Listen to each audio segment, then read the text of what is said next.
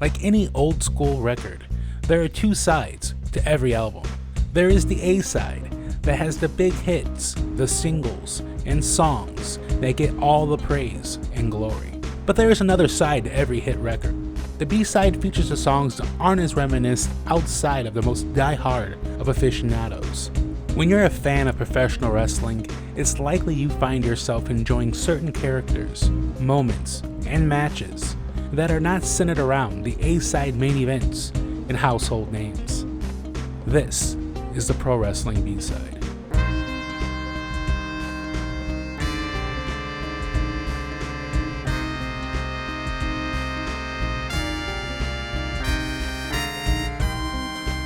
The Chronicles of a Chest Protector. Late 1996 was a great time in wrestling. It was a time of great transition. As we enter 1997, Steve Austin was really settling in as Stone Cold. Bret Hart still hadn't screwed Bret Hart and was delivering classic after classic. We were getting close to the Generation X having two words for people who were not down with that.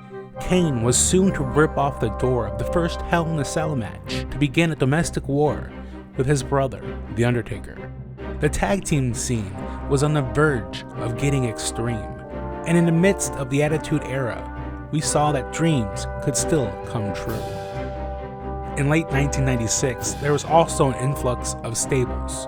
Stables, groups of wrestlers aligned for a common cause. There was the aforementioned The Generation X in WWF, but also New World Order, Dungeon of Doom, and the iconic Four Horsemen in WCW. However, in the WWF landscape, DX was not alone. Enter the Nation of Domination, a militant group who were against the establishment. They were heels based on the Black Panther Party. However, they were almost always a mixed race group.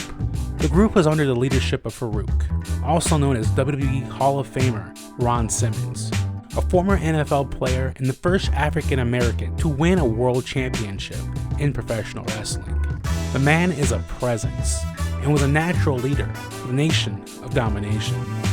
The Nation of Domination had numerous members over its 2-year run, but the man who was far and away the backbone of the ensemble would end up being D'Lo Brown. A New Jersey native, Brown came up through Smoky Mountain Wrestling, Heartland Wrestling Association, and World Wrestling Council in Puerto Rico. Nation of Domination centered around Farouk, Savio Vega, Crush, and the rapper-wrestler duo PG-13. But D'Lo Brown was there. He would cheat with the use of underhanded tactics, and he'd always get his licks in during beatdowns. Here he is kicking Hawk of Legion of Doom. Here's Nation of Domination rival Ahmed Johnson cheering on Hawk right before hitting the Doomsday Device on D'Lo Brown. And that was his role for the first few months. He was a supporting character who would take the heat from whoever they were feuding with. But he was there. He was consistent. He did his job, and he was really starting to do it well.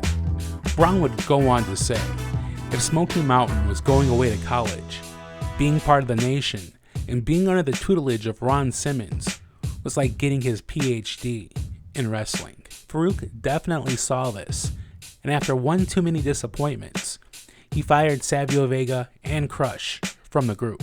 However, he would keep D'Lo on board. Farouk and D'Lo Brown were joined by Kama Mustafa and longtime rival Ahmed Johnson. This updated version of the Nation of Domination would have been awesome to see, but Ahmed would get injured and plans would change. Farouk would find a most electrifying replacement, former Intercontinental Champion and the massively hated Rocky Maivia, or soon to be known as The Rock. In January of 1998, the Nation of Domination would get stronger, much stronger, in the form of the world's strongest man, Mark Henry. In an inevitable power move, The Rock's rise to the top would shake things up.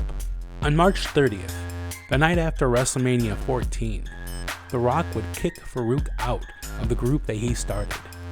The Nation of Domination becomes The Nation. They drop their militant gimmick and become cooler and more contemporary. Basically, The Rock started wearing midlife crisis shirts, and Kama Mustafa became a pimp named the Godfather.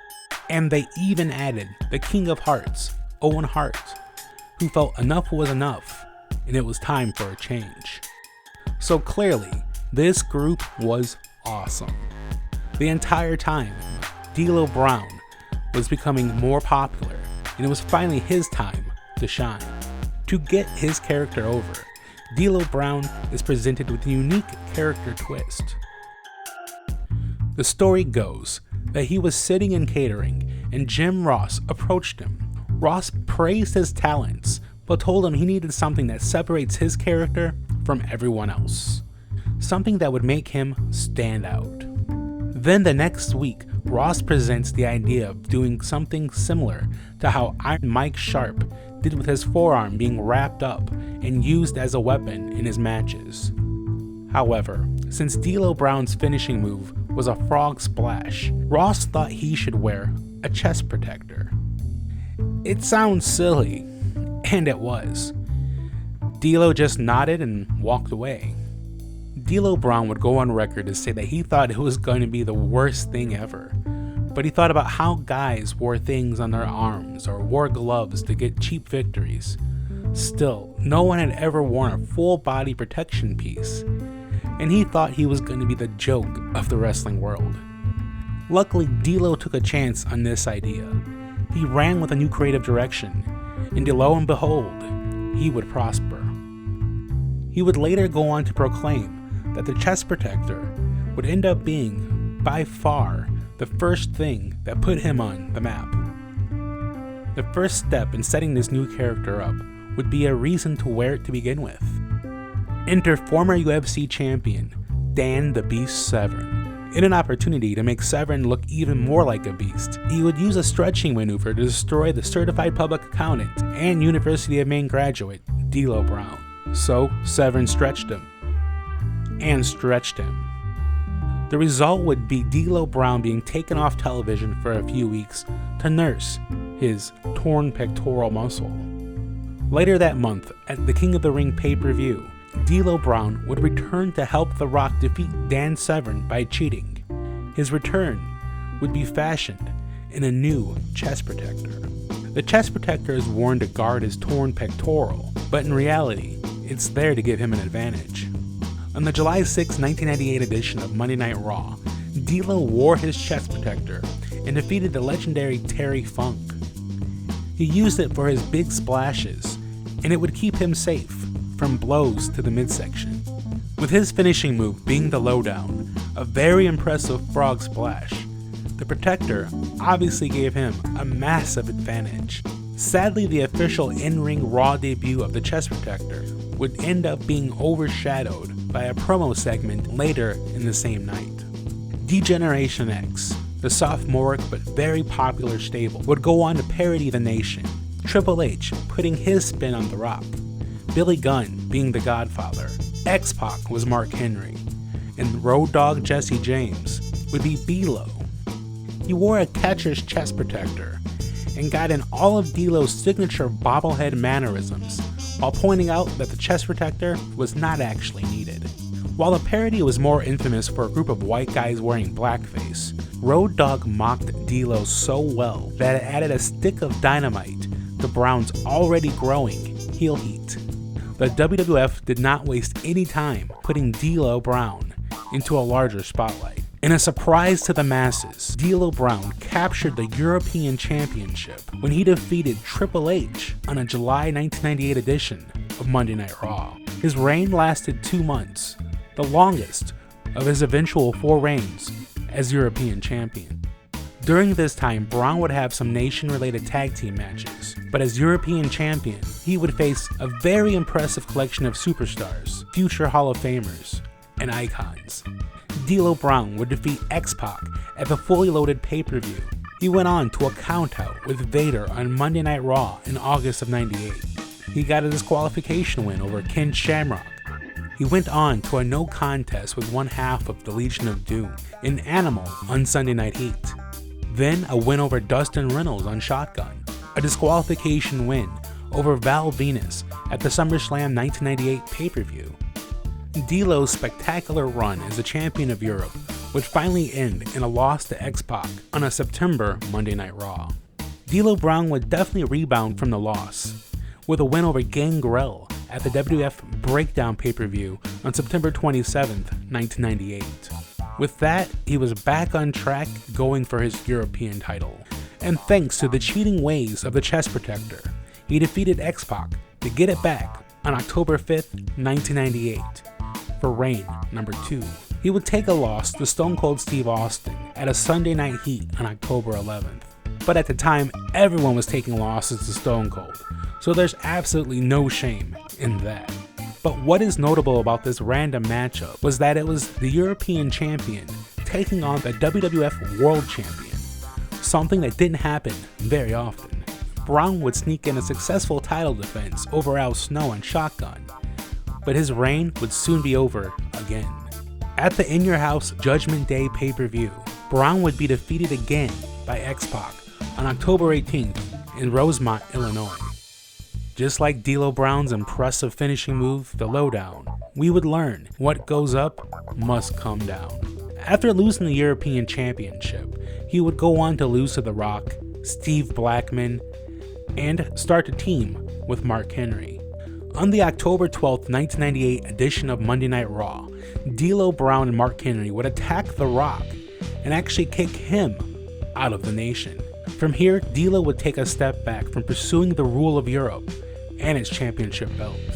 He and Mark Henry kept the nation name for a while, and they had a natural chemistry that made them quite an entertaining and talented tag team. The duo would feud with the Headbangers and New Age Outlaws, and would be a vital part of the tag team scene during this time. They would never get a run with the WWF tag team titles, but fans of that era will never forget how much fun this team really was. The whole time, including their match at the 1998 Survivor Series, D'Lo Brown kept wearing the infamous chest protector. At this point, D'Lo started to bounce around the card, fill in needed gaps, and continue to have strong showings week in and week out. He would defeat Taka Michinoku in a very underrated matchup on Shotgun Saturday Night. A week later, he and Mark Henry would defeat Skull and 8-Ball of the DOA biker gang. Then they'd once again lose to the New Age Outlaws at the December 98 Capital Carnage pay-per-view. The next night, D'Lo would rebound with a victory over Jeff Jarrett on Monday Night Raw. The team of Brown and Henry would not always be the fall guys, as they had a successful win over the Godfather and Val Venus at the Rock Bottom pay-per-view on December 13th, 1998. D'Lo would also compete in the 1999 Royal Rumble, entering the ring at number 28. He wouldn't last long, but he would be part of the coveted Final Four in the match. Mr. McMahon himself would end up winning this match after cheating and eliminating Stone Cold Steve Austin. At this point, Braun was involved in a weird storyline where Terry Reynolds was telling people she was pregnant, but in a major HIPAA violation, D'Lo Brown would find out from a doctor that she was lying. Then finally on February 13th, 1999, D'Lo would appear without his trusty chest protector in a victory over Jeff Jarrett. There was no real explanation as to why the chest protector was gone. Was D'Lo's torn pectoral finally healed? Or was it just because he and Mark Henry were so over as good guys that the necessity for cheating was no longer needed? Either way, D'Lo Brown's chest protector ran its course, and this chapter in his journey was complete. D'Lo would go on to have a very impressive career, with or without his chest protector. He would go on to win the European title 2 more times. The peak of his singles run is easily distinguished at the point when he held both the European and the Intercontinental titles at the same time. This is something that's only been done by Jeff Jarrett, Kurt Angle, and Rob Van Dam, 3 legends and Hall of Famers in their own right. He teamed with the Godfather for a fun run. He teamed up with Chaz, the former Mosh of the Headbangers, for a not so fun period of time. For a while, he was managed by Teddy Long in 2002, but he would eventually be released from his WWE contract in February of 2003. D'Lo Brown would see success in TNA, or Total Nonstop Action Wrestling, where he'd be a top challenger for the world title, and even won the tag team titles with Gran Apollo before leaving the company during the summer of 2004. He'd wrestle in Japan for All Japan Pro Wrestling, go back to WWE for a short while, and even wrestle in Ring of Honor during 2009, wrestling the likes of Nigel McGuinness, Jay Briscoe, Colt Cabana, and the American Dragon himself, Bryan Danielson. He would then return to TNA as an agent who would help talent prepare for their matches and keep the show in working order. Eventually, in 2013, Brown would attack the Olympic gold medalist Kurt Angle and be revealed as the vice president of the stable Aces and Eights. It would be short-lived, as Brown would leave TNA the following July. He'd go back to All Japan Pro Wrestling for a while, wrestle in the independents, and eventually find his way back to TNA Wrestling as a producer. He was once again seen in WWE as part of WWE Network's Table for Three series in late 2019. He sat with former Nation stablemates Mark Henry and The Godfather for a retrospective discussion on their time together as a group. It's hard to imagine D'Lo Brown not being involved with professional wrestling in some shape or form. It is even harder to imagine him not being part of the WWE Hall of Fame at some point in the near future. D'Lo Brown's passion is undeniable, and he has been part of numerous awesome moments in professional wrestling. Any longtime fan, and his peers, would confirm that he would have inevitably rose to prominence and had success in the journey of his career. But it's those 7 very entertaining months that D'Lo Brown wore a chest protector that helped establish that and forced the world to recognize.